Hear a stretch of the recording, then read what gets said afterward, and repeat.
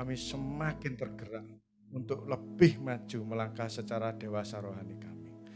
Kiranya Tuhan Yesus, hamba-Mu juga berdoa untuk hamba-Mu yang terkasih, Ibu Maria Sidarta, yang sebentar lagi akan menyampaikan firman kebenaran daripada-Mu.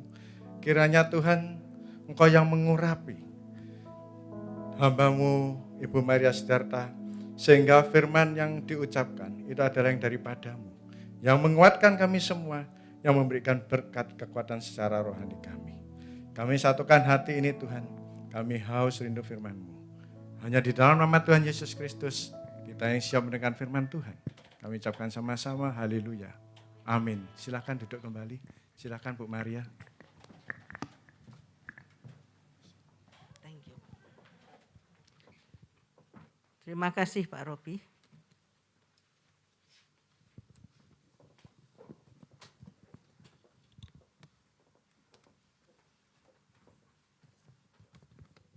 Shalom untuk yang hadir semua. Sudah 2 tahun tidak menginjak mimbar ini. Hari ini luar biasa. Hampir-hampir pada tidak kenal semua ya. Yang kecil-kecil dulu sekarang sudah nyanyi di depan. Waktu berjalan dengan sangat cepat. Pagi hari ini saya mengucap syukur. Boleh beribadah, boleh mengenang untuk pengorbanan Tuhan Yesus di kayu salib. Dan kita juga sudah istilahnya melewati pandemi ini dengan berdarah-darah. Ada satu jemaat juga yang sudah di masa pandemi dipanggil pulang, yaitu papa daripada Ana, saudara Ana itu juga dipanggil pulang di waktu gawat-gawatnya COVID. Ya, semua sudah kita lalui dengan baik. Semuanya karena pertolongan Yesus. Teknologi makin maju. Teknologi luar biasa. Kepandaian orang pun luar biasa. Dulu kalau tulis surat ke luar negeri 2 bulan, 3 bulan. Sekarang langsung, enggak langsung lagi, bisa kelihatan orangnya loh. Orangnya lagi di dapur masak. Sekarang tapi sulit buat pasangan-pasangan ya, sudah enggak bisa lari. Kamu di mana? Oh, aku di sini. Coba buka itu kameramu, aku lihat kamu di mana. Habislah kau. Ini plusnya loh. Tidak hanya pasangan, anak juga. Kamu di mana sekarang? John, di mana kamu? Di rumahnya temanku, Pak. Coba buka sini, aku mau lihat temanmu. Siapa aja? Sudah Bapak Ibu, makin maju. Beban juga makin maju, luar biasa. Tapi itulah keadaan dunia saat ini. Ngomong-ngomong enggak ada ya yang mau kesaksian ya, mengurangi jam saya ya.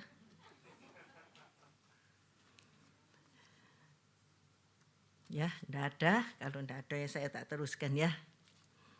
Saya ini loh, ketika mau bikin untuk khotbah ini, saya tanya Tuhan apa. Tuhan cuma bilang ya wis, yang ada di pikiranmu itu teruskan aja. Ya sudah, saya teruskan. Bapak Ibu yang terkasih, kita hari ini memperingati kematian Tuhan Yesus. Jadi Tuhan Yesus itu juga bisa mati loh. Apalagi manusia ya. Tapi hari ini adalah hari titik balik dari manusia. Titik balik yang bagaimana?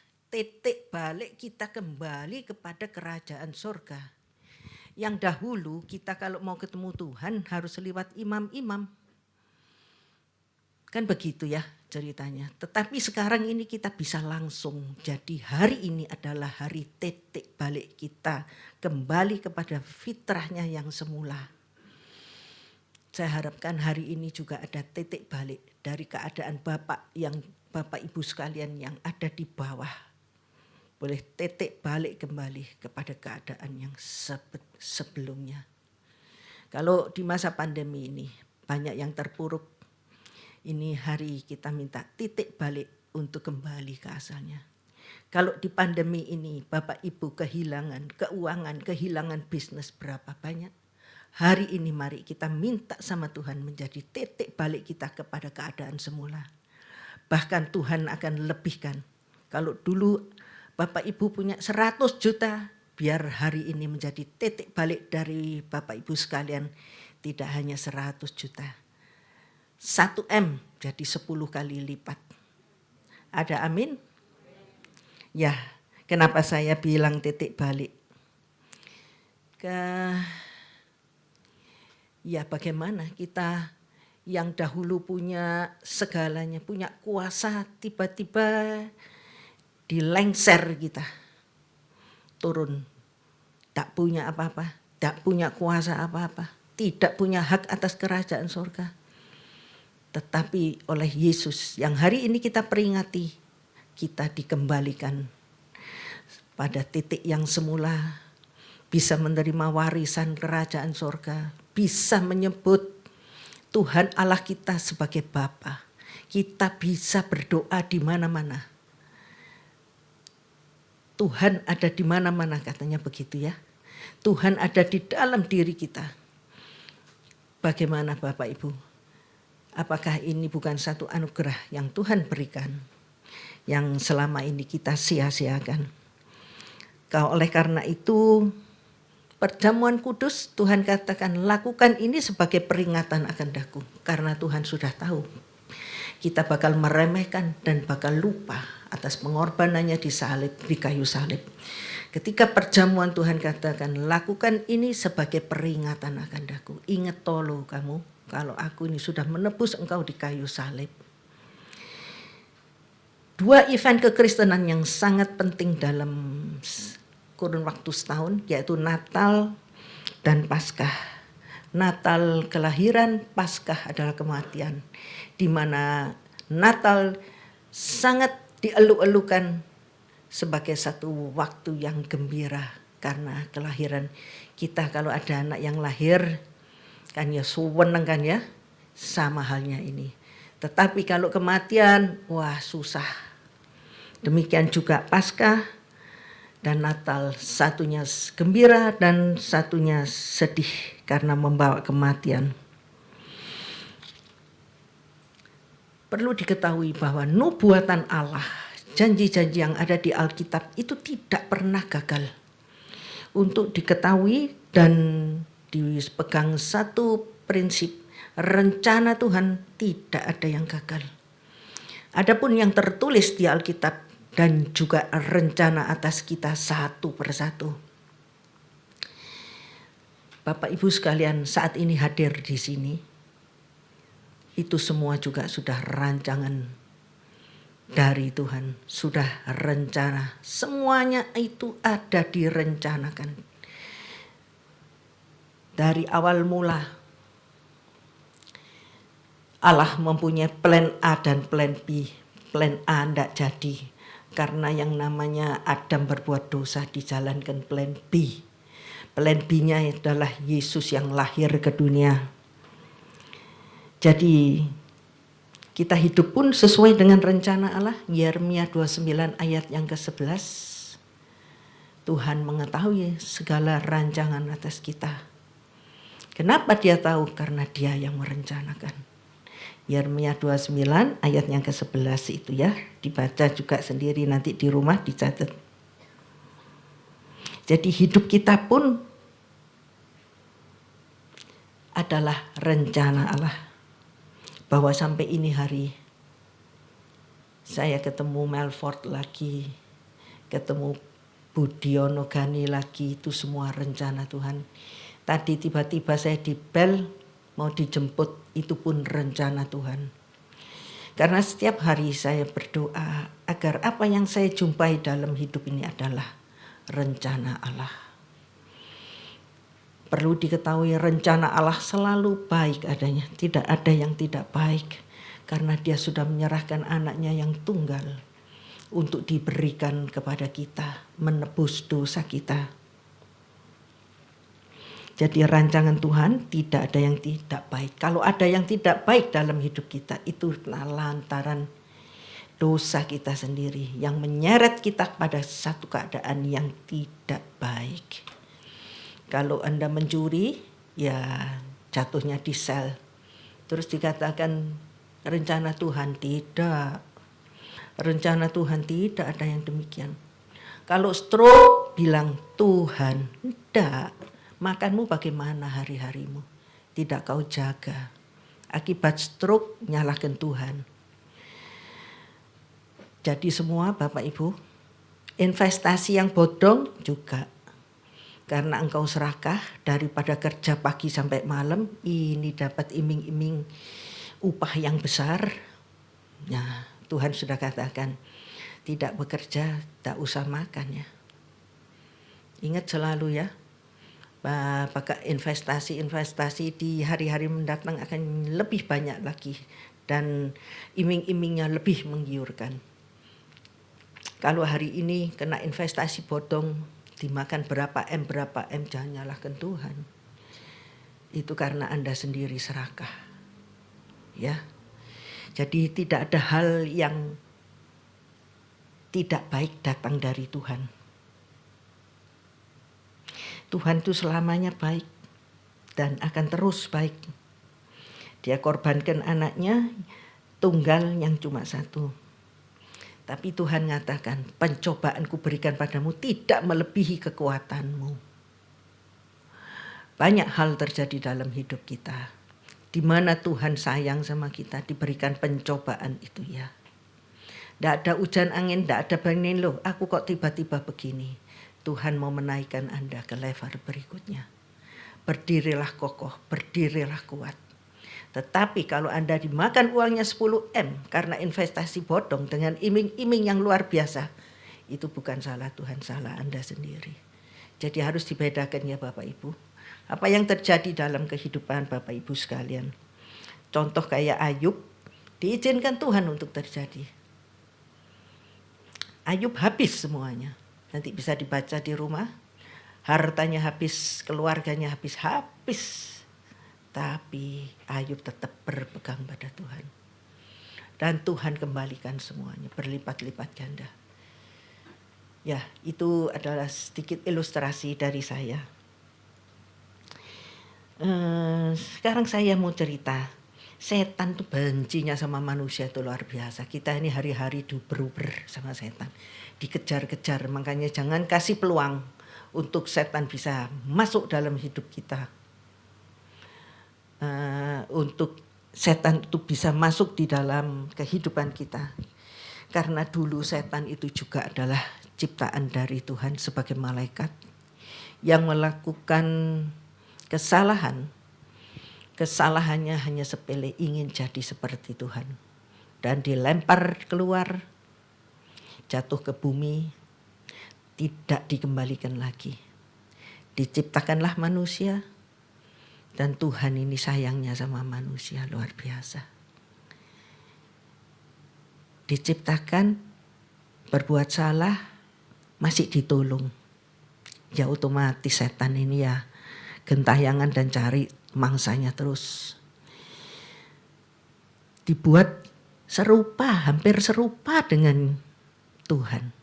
Loh, apa enggak tambah mangkel setan ini? Pasti selalu akan mengejar kita. Jadi untuk diketahui, karena setan punya watak yang sombong, ingin menyamai Tuhan. Jangan sampai itu ada di kita-kita sebagai ciptaan yang serupa dan segambar dengan Allah. Kita beda tipis. Dirupakan seperti Allah, menunjukkan cintanya luar biasa, berbuat dosa, dikasihi anaknya, diangkat lagi. Ya itulah, makanya jangan biarkan hidup Anda sampai dimasuki si iblis ini, agar supaya kita tetap on the right track dalam hidup ini. Bapak Ibu sekalian, Sekarang saya mau memulai apa yang terjadi hari ini. Pada jam 3 seperti yang tertulis di Matius 27 ayat yang ke-46. LCD saya tadi lupa ngasih ayat-ayatnya.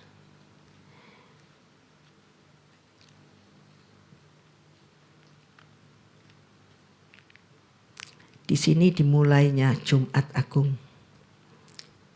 Bisa ditampilkan, kalau enggak saya minta satu orang untuk baca. Saya enggak bawa handphone. Matius 27 ayat yang ke-46.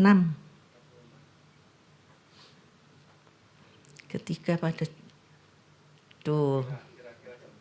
Ya, coba dibaca. Aku ora ketok LCD ki.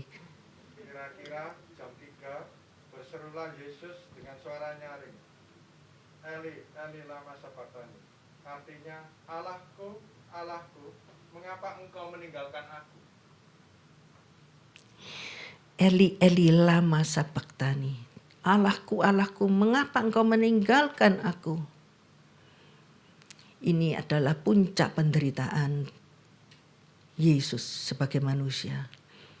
Banyak kali kita juga sambat ya, kalau kita menghadapi sesuatu yang sudah memuncak kitanya rasanya tidak tahan. Kita sambatnya begini, Tuhan, Tuhan, di mana engkau Tuhan? Aku loh kok ditinggal, aku kok gak ditolongi. Ini seperti ini. Di sini Yesus adalah 100% sebagai manusia, di mana dia menghadapi dalam satu ketakutan yang luar biasa, yang mana dia merasa punya pertolongan dari Bapa, tetapi tidak ada. Tetapi reaksi Yesus tetap sama. Ketika selesai dia menderita, dia tunggu pertolongan Bapa tidak ada, dia katakan sudah selesai. Dan yang terakhir dia serahkan nyawanya. Jadi di dalam kesesakan seperti ini Tuhan tidak katakan terus mau murtad, mau menghujat Yesus, mau marah kepada Yesus, tidak. Inilah yang harus kita contoh dari Jumat Agung ini, yang memulihkan kita kepada titik balik kita sebagai putra Allah yang sejati, yang berhak menerima semua warisan yang ada tertulis di kitab suci. Di waktu disalib, di zaman itu adalah satu hukuman yang sangat hina. Disalib, mati di kayu salib. Orang-orang pada zaman itu paling takut untuk disalib karena sudah yang paling rendah, hukuman yang paling rendah dan hukuman yang terkutuk. Jadi ini yang dijalani Yesus pada hari-hari itu. Dan merupakan puncak penderitaan bagi dunia yang terhilang. Tapi kita rasanya ya biasa-biasa saja lah Yesus sih. Ya sudah mati, pokoknya aku enak sih. Jangan berpikir gitu. Kita hari ini menelusuri bagaimana perasaan Yesus, penderitaan Yesus. Kata-kata Yesus yang tadi 27 ayat yang ke-46. Itu bukanlah satu kebetulan yang diucapkan Yesus, tapi menggenapi nubuatan yang ada di perjanjian lama. Jadi Yesus ini sudah ditentukan sebagai penebus dosa umat manusia. Mari kita buka di Mazmur 22 ayat yang kedua dan kita bandingkan ayat yang tadi Matius 27 pasal 46 dengan Mazmur 22 ayat yang kedua. Mazmur itu di zaman perjanjian lama dan Matius di perjanjian baru. Silakan Pak Robi, tolong dibaca Pak Robi, Kak ketok Pak Robi. Mazmur pasal 22 ayat 2. Ya. Untuk pemimpin biduan menurut lagu rusa di kala fajar. Allahku, Allahku, mengapa engkau meninggalkan aku? Aku berseru, tetapi engkau tetap jauh dan tidak menolong aku. Sama ya Bapak Ibu. Jadi zaman Perjanjian Lama, Mazmur 22 ayat yang kedua. Kata-katanya juga sama. Jadi ini adalah satu nubuatan. Nubuatan untuk menggenapi nubuatan Allah. Ini Mazmur ini kira-kira 1000 tahun sebelum Yesus lahir. Jadinya isinya sama. Yuk mari kita kembali kepada kata-kata Yesus di Matius 27 ayat 46. Allahku, Allahku, mengapa engkau meninggalkan aku? Loh, Yesus ini Allah, serba bisa, serba tahu, dan bisa segalanya. Ini artinya Yesus ditinggalkan Allahnya. Allah yang mana yang meninggalkan Yesus sedangkan dia sendiri Allah? Apa Bapak Ibu ada yang berpikiran demikian? Apakah pemikiran demikian ini masuk akal ya? Allah yang mana yang meninggalkan? Katanya Yesus ini juga Allah. Nah, Allah, Yesus ini Allah, dia katakan Allah meninggalkan dia. Allah yang mana? Coba ya kita telusuri. Sayanya juga awalnya juga bingung. Kita simak sebentar. Susunan daripada Tritunggal. Yang mana pengertiannya adalah sebagai berikut. 3 pribadi tetap satu Allah. Allah Bapa, Allah Anak, Allah Roh Kudus. Allah semua ini. Tapi Allah Bapa punya porsi kedudukan nomor 1. Nomor 2-nya Allah Anak. Tidak mungkin toh anak di atas Bapa terus kemudian tidak mungkin. Jadi susunannya Allah, Anak, dan Roh Kudus. Roh Kudus, rohnya Tuhan. Ya. Jadi 3 pribadi ini tetap dikenal sebagai satu kesatuan. Tetap satu Allah, tetap satu kesatuan, dan tetap satu secara bersama-sama.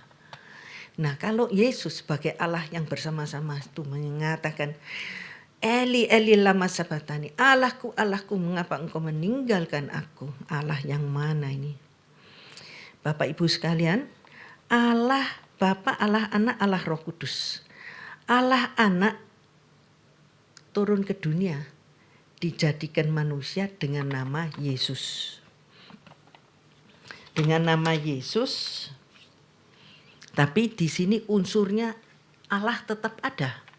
Dengarkan baik-baik ya, nanti Anda bisa mengerti dan bisa kagum. Dan bisa tahu kenapa Yesus kok teriak-teriak manggil Allahnya. Sedangkan dia sendiri Allah.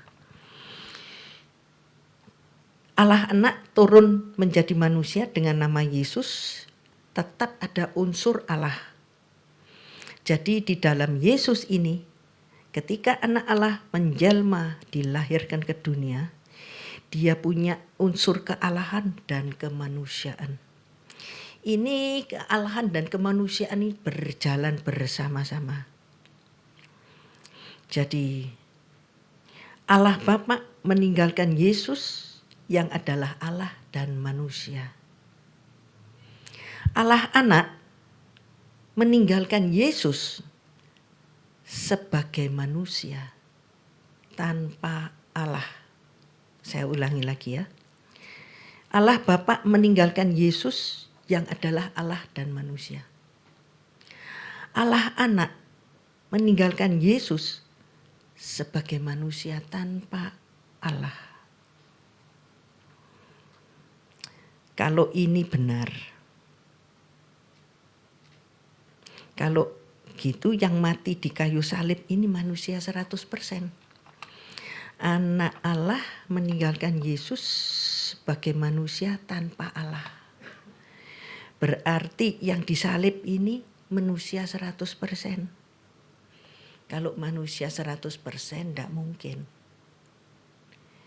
Tidak mungkin Yesus yang manusia 100% mati di kayu salib dan pengorbanannya bisa menebus dosa-dosa kita. Dipegang dulu ya, tidak mungkin. Karena manusia tidak bisa menebus manusia yang lain, tidak bisa menebus jiwa manusia lain. Tak seorang pun bisa menebus nyawa orang lain atau memberikan nyawanya sebagai ganti tebusan kepada Allah. Tidak ada pembayaran yang bisa mencukupi nyawa ini. Terlalu mahal. Itu bisa dibaca di Mazmur 49 ayat yang ke-8 dan 9. Yuk Pak Robi. Ya lihat tuh HP aja Pak. 49 8 ayat 8 dan 9. Coba dibaca Pak. Karena terlalu mahal harga pembebasan nyawanya dan tidak memadai untuk selama-lamanya. Itu 8-nya Pak. Iya. 9-nya? Supaya ia tetap hidup untuk seterusnya dan tidak melihat lubang kubur. Oke. Jadi tidak bisa ya. Tidak ada yang bisa menebus nyawanya orang karena terlalu mahal. Apalagi memberikan nyawanya, tebusan ganti nyawanya kepada Yesus. Wong kita buatannya Yesus kok. Jadi tidak ada yang bisa dibayar dengan itu. Jadi Bapak Ibu yang benar, Allah Bapa itu meninggalkan anak. Allah Bapa meninggalkan Allah anak, yaitu Yesus, yang pada waktu itu keadaannya sebagai Allah dan manusia. Jadi Allah Bapa meninggalkan Allah anak. Mengapa Allah Bapa harus meninggalkan Yesus sebagai anak Allah? Karena sesuai dengan rencana Allah yang pada waktu itu Yesus statusnya sebagai penebus. Yesus memang dirancang sebagai penebus. Mengapa harus meninggalkan Yesus? Sesuai dengan rencana Allah. Karena Yesus pada waktu itu statusnya sebagai penebus. Sudah dalam rencananya. Sebab Yesus dilahirkan untuk menebus dosa kita manusia. Yesus yang tidak berdosa tapi dijadikan berdosa. Di 2 Korintus 5 ayat yang ke-21. Di sini status Yesus bukan lagi sebagai anak yang terkasih, melainkan sebagai orang berdosa. Dan dosa adalah musuh Allah. Ada di Matius 3 ayat yang ke-17. Allah itu suci, Allah itu kudus.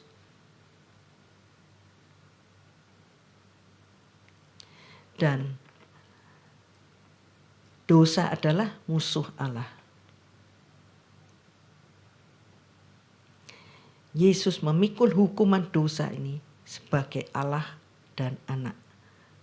Maka penebusannya punya kuasa, punya nilai yang tak terbatas. Jadi Yesus di atas kayu salib sebagai Yesus Allah dan manusia. Tetapi Tuhan Allahnya meninggalkan, Allah Bapa meninggalkannya hanya untuk sekejap. Karena Yesus di kayu salib itu menjadi perwakilan dari orang berdosa. Harus ditinggalkan oleh Bapa agar penebusannya itu sempurna. Di sana Yesus statusnya bukan lagi sebagai anak yang dikasihi, tetapi sebagai orang berdosa, sebagai perwakilan dari orang berdosa, dan ini harus ditinggalkan oleh Allah. Karena orang berdosa, dosa adalah musuh daripada Allah. Oleh karena itu, Bapa meninggalkan Yesus sekejap itu untuk menanggung dosa kita. Karena Yesus pada waktu itu sudah jadi orang berdosa, mewakili orang berdosa, dan sama Bapa harus ditinggalkan. Karena Bapa adalah kudus. Dosa adalah musuh ke Bapa. Dan kita sekarang yang berdosa dipulihkan, dikembalikan. Apakah enggak itu luar biasa? Ini saya bicara ini, bulu ini berdiri semua. Apakah kita tidak mau mengenal Allah, orang yang berdosa? Apakah kita sudah mengenal Allah dengan kata yang sebenarnya? bagaimana orang-orang yang tidak mengenal Allah menjadi musuh Allah untuk selama-lamanya. Kita ini dikenan, kita ini dikasihi luar biasa. Di atas kayu salib Yesus sebagai manusia ditinggalkan oleh Bapaknya. Makanya Yesus bilang, Eli Eli lama sabachthani. Allahku, Allahku, di manakah engkau? Yang ditakuti Yesus bukan cambuknya, bukan salibnya, disalib, dikasih mahkota duri. Yang ditakuti Yesus adalah ditinggal sama Bapaknya. Karena Yesus merupakan anak, Allah anak yang menjadi satu. Jadi ada satu keterikatan, Allah anak, Allah Bapa, Allah Roh Kudus, satu keterikatan. Dan di waktu itu sekejap dia harus memikul dosa kita, harus ditinggalkan sama Bapaknya. Duh, itu adalah puncak penderitaan Tuhan Yesus. Jadi jangan dilihat hanya Eli Eli lama sabachthani, Allahku Allahku mengapa engkau meninggalkan. Itu adalah waktu yang terberat buat Tuhan Yesus. Jadi salib ini tidaklah main-main. Dia yang betul-betul ditinggal sama Bapaknya. Padahal dikatakan, inilah anak yang aku kasihi. Tapi di waktu itu dia statusnya sebagai orang berdosa. Bukan lagi sebagai anak yang dikasihi, tapi sebagai musuh dari Bapa. Ini yang mendukakan hati Yesus. Jadi makna salib ini adalah satu makna yang sangat-sangat mendalam. Dia memikul, betul-betul memikul dan ditinggalkan oleh Bapa. Karena Bapa harus meninggalkan dia. Agar kuasa penebusannya itu berharga. Di waktu dia katakan Eli Eli lama sabachthani, itu dia manusia 100%. Dan dia menanggung segala dosa umat manusia. Di sini saya mau katakan betapa cinta kasihnya Allah Bapa di surga kepada kita manusia. Apakah kita tidak mau hidup baik-baik? Apakah kita tidak mau membalas segala kebaikannya? Apakah kita di dalam pelayan tidak mau sungguh-sungguh melayani dia? Dan apakah kita tidak mau mengenal dia lebih dalam lagi? Mari Bapak Ibu, yang pada hari-hari ini kena pandemi, lemah imannya, menjadi tawar hati karena kesesakan. Mari kita kembali kepada salib Tuhan. Kita kembalikan semua. Tuhan ini tidak pernah berutang. Kalau kita melayani dengan betul-betul dan sungguh hati, saya tidak pernah tumun orang yang dengan sesungguh hati sampai terlunta-lunta itu kok tidak ada ya. Sedangkan di firman dikatakan, lihatlah burung di udara. Tidak pernah menabur, tidak pernah menuai. Tapi aku pelihara dia. Apalagi ciptaannya yang serupa dan segambar dia. Apakah kita tidak mau memuliakan Tuhan? Apakah kita tidak mau mengikuti jalan-jalannya? Apakah kita mau menjadi musuhnya Allah sampai selama-lamanya? Ini juga Yesus harus menerima keterpisahan itu sebagai penebus orang yang berdosa. Penderitaan jasmani yang dialami Yesus seperti Kejadian 3 ayat 23-24, Yesaya 59 ayat 1 dan 2, 2 Tesalonika 1 ayat yang ke-9, nanti dibaca ya. Keterpisahan ini kontras dengan Yohanes 11:42. Bacaan Pak Robi. Yohanes 11 ayat 42.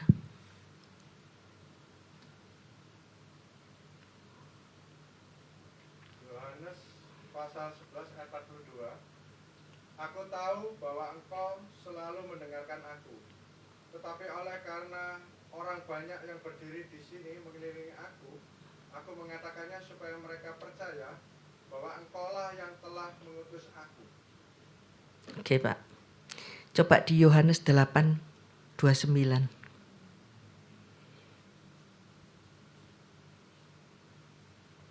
Yohanes pasal 8 ayat 29. Dan ia yang telah mengutus aku, ia menyertai aku.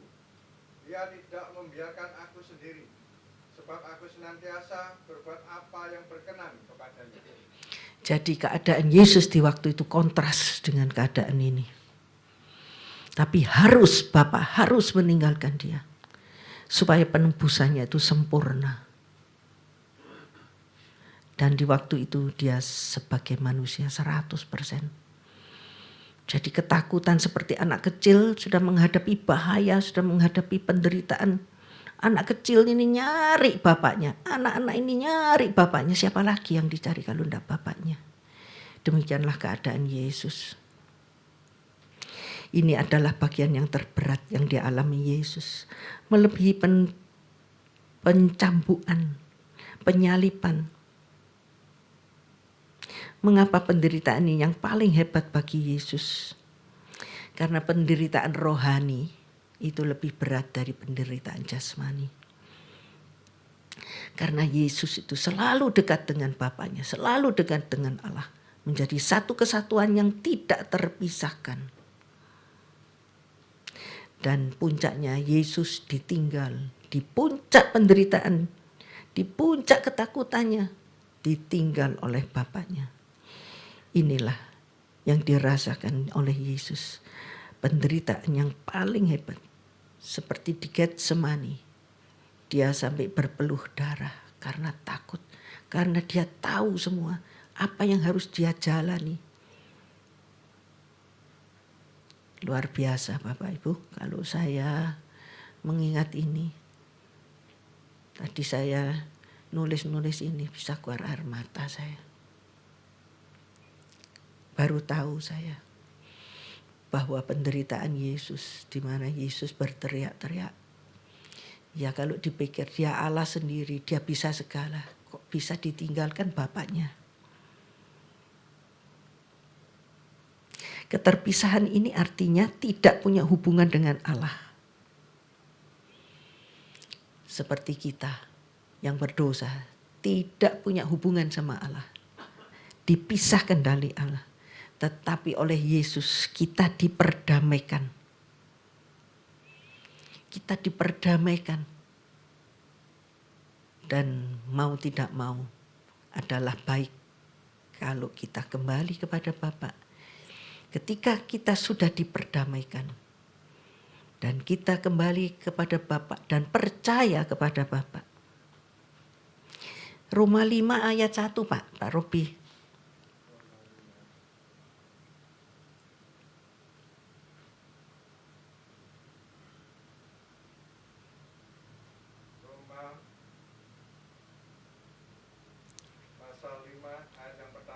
Ya.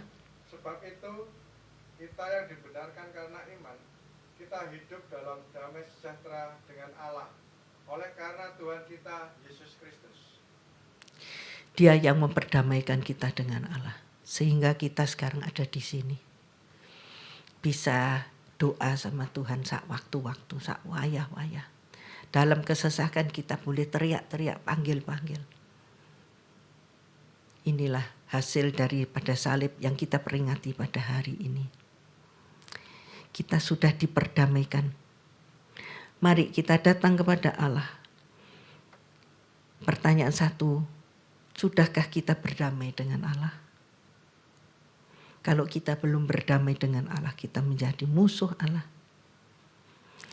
Mari datang kepada Allah karena kita sudah diperdamaikan. Kita yang terpisah sudah diperdamaikan, kembali lagi diperdamaikan dengan Allah. Baik di dunia maupun di akhirat. Pak Ibrani 13:5b Pak.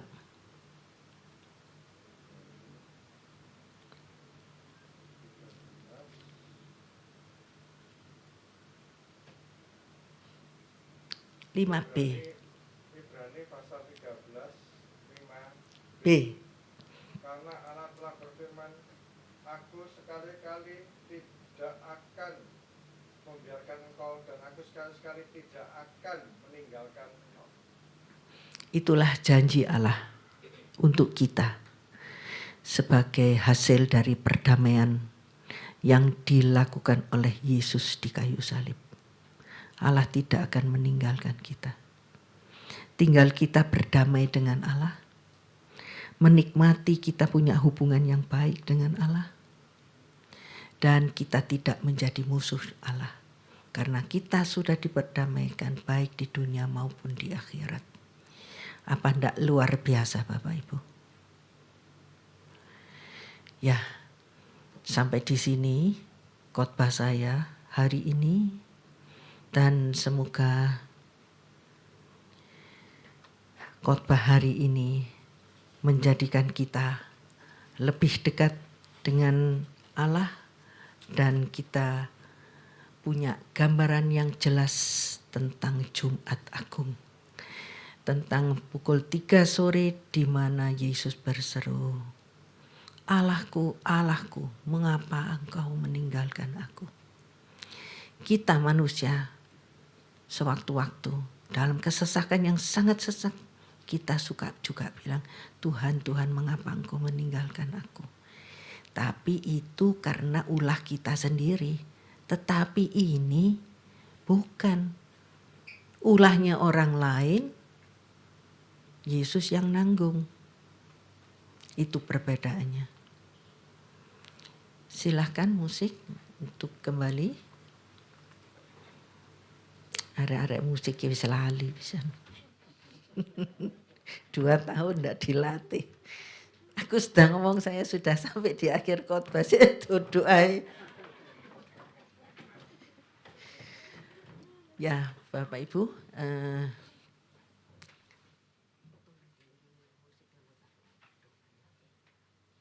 kita tutup dengan sebuah doa sebagai akhir daripada sharing firman saya pada siang hari ini. Bapa di surga, firman-Mu sudah selesai hamba beritakan. Hamba-Mu sudah selesai, firman sudah diberitakan. Tapi hamba-Mu yakin dan pasti firman yang diberitakan tadi akan meresap di dalam relung hati setiap mereka yang saat ini mendengarkan. Hamba percaya firman itu tidak akan kembali dengan sia-sia. Tapi biarkan firman-Mu pada siang hari ini Tuhan tetap di dalam hati pribadi, pikiran kita untuk selamanya. Bahkan firman itu akan berbuah-buah sebagai bekal apabila kita nanti pulang ke tempat-Mu ya Bapa. Dan kami percaya Tuhan, Engkau selalu menemani setiap kami. Yakin dan percaya. Kami adalah anak-anak yang sudah Engkau perdamaikan. Kami adalah anak-anak-Mu yang berhak menerima warisan kerajaan surga. Janji-janji-Mu di dalam Alkitab akan kami terima. Karena Engkau sudah memperdamaikan setiap kami. Ampuni Tuhan, kita yang selama ini bandel. Yang selama ini keras kepala. Yang selama ini hidup tidak taat akan firman-Mu. Yang hidup semau gue. Ampuni setiap kami Tuhan. Bereskan hidup kami Tuhan. Kami mau berdamai dengan Engkau. Kami mau hidup sungguh-sungguh menghadap Engkau. Menerima Engkau sebagai penebus yang murni. Karena Engkau sudah melayakkan kami semua. Engkau sudah mewakili kita di hadapan Allah. Sehingga Allah terpaksa meninggalkan Engkau ya Yesus. supaya pengorbananmu di kayu salib sempurna adanya. Terima kasih untuk pengertian yang kau berikan pada hamba-Mu ini, dan biarkan pengertian ini selalu ada di dalam hati sanubari mereka yang hadir pada siang hari ini ya Bapa. Dan mereka menjadi anak-anak Allah yang sempurna. Kami berdoa Tuhan, sebentar lagi kami akan menerima roti anggur sebagai pengganti tubuh dan darah-Mu. Di mana Engkau katakan, lakukan ini sebagai peringatan akan daku. Kami melakukannya saat ini sebentar lagi untuk memperingati pengorbanan-Mu yang begitu besar di kayu salib. Terpujilah nama-Mu Tuhan kami Yesus Kristus. Engkau Allah kami yang kami sembah sepanjang masa. Engkau Allah kami yang dahsyat. Engkau Bapa kami yang baik. Bapa kami yang selalu menemani kita. Terpujilah nama-Mu. Inilah doa kami sebagai penutup firman pada siang hari ini. Di mana kami alaskan doa ini di bawah satu kuasa nama Allah Tritunggal yang Maha Kudus. Allah Bapa, Allah Anak, Allah Roh Kudus. Haleluya. Amin. Tuhan memberkati semua.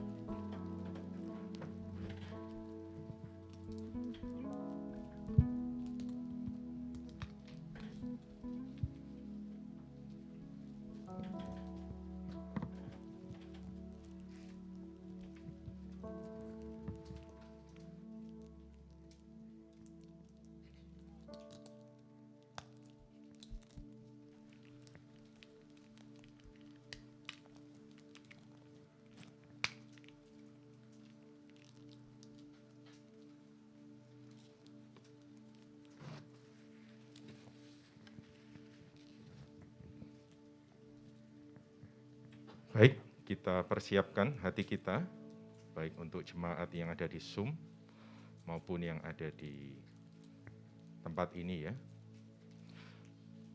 Seperti biasa, kita periksa diri kita, apakah masih ada ganjalan, apakah masih ada dosa, masih ada kemarahan, kesedihan, atau hal-hal lain yang mengganggu hubungan kita dengan Bapa di sorga. Maka saat ini kita minta ampun kepada Bapa di sorga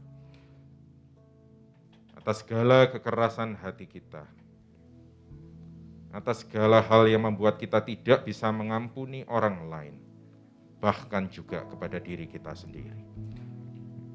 Sebentar kita akan melakukan perjamuan.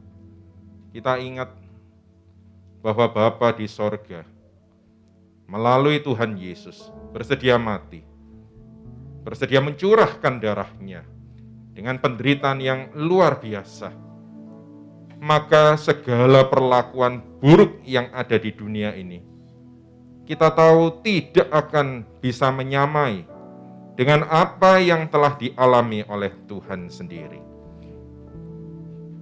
Dia telah mencurahkan darah sebagai bukti Dia mengasihi kita. Maka kita pun mau bersedia untuk hidup di dalam kasih, mau menuruti segala perintah-perintahnya, mau mengampuni, mau berbuat baik kepada banyak orang. Bukan karena kita mau mendapatkan keselamatan itu, tetapi karena kita sudah menerimanya di depan. Kita angkat tubuh Kristus. Roti ini, ketika pada malam sebelum Yesus memulai prosesi itu semua, Dia pecahkan roti itu dan dia bagikan kepada setiap murid-muridnya.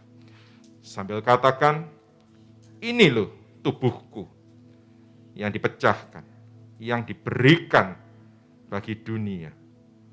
Supaya kita semua boleh mengambil bagian dalam keselamatan yang telah disediakan. Keselamatan yang telah diberikan dan diperagakan dan ditunjukkan oleh Kristus sendiri.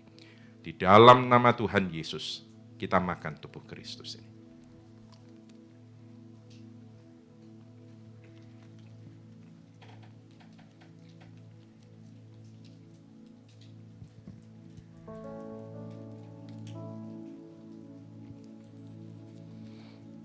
Setelah itu dia mengangkat cawan perjamuan dan katakan, ini darahku, darah perjanjian baru yang ditumpahkan bagi kita semua. Bapa di sorga, ketika kami minum cawan ini, kami mengambil bagian dalam keselamatan sekaligus juga dalam penderitaan Kristus. Di dalam nama Tuhan Yesus, kita minum anggur perjamuan ini.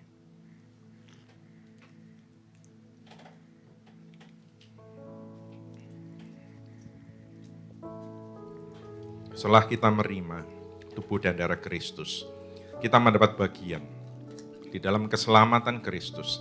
Kita mendapat bagian dalam penderitaan, sekaligus juga kematiannya. Kita tahu kita mati terhadap segala kedagingan kita. Kita berusaha mematikan segala perbuatan-perbuatan dosa kita. Maka seolah-olah Kristus yang hari ini kalah, yang hari ini harus mati. 3 hari kemudian akan mengalami kebangkitan.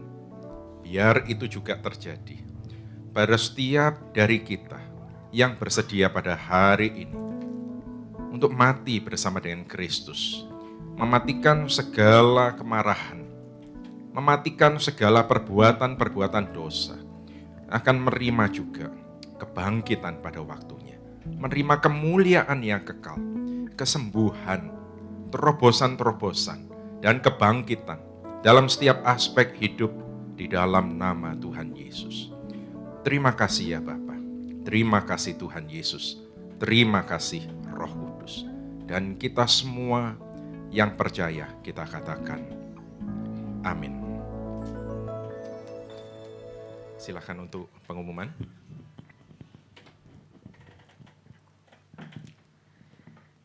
Terima kasih kepada Ibu Maria atas pelayanannya. Pengumuman gereja sepekan. Ibadah Paskah hari Minggu tanggal 17 April dimulai pukul 12 dibawakan oleh Pendeta Samuel Hosea.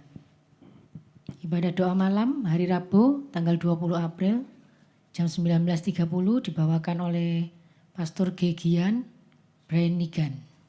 Tuhan Yesus memberkati. Sekedar info, kita tidak mengedarkan kantong persembahan. Apabila ada yang memberikan persembahan, ada kotak di depan pintu keluar. Terima kasih.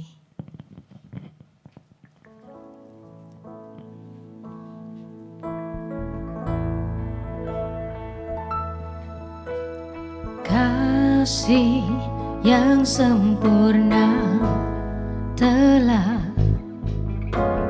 ku terima darimu, bukan karena kebaikanku, hanya oleh kasih karuniamu.